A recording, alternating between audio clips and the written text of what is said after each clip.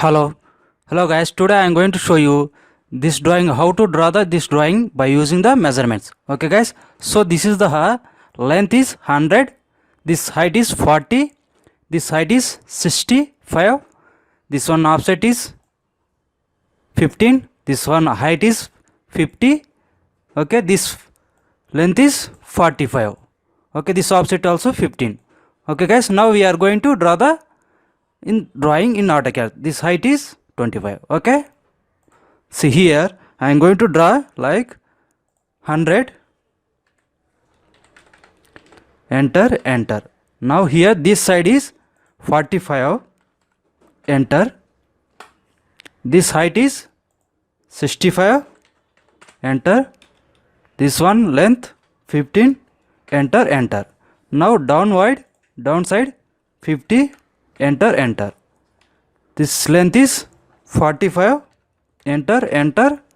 Same thing, height 50, enter. Now this one is 15, enter. See, now we have to draw this one.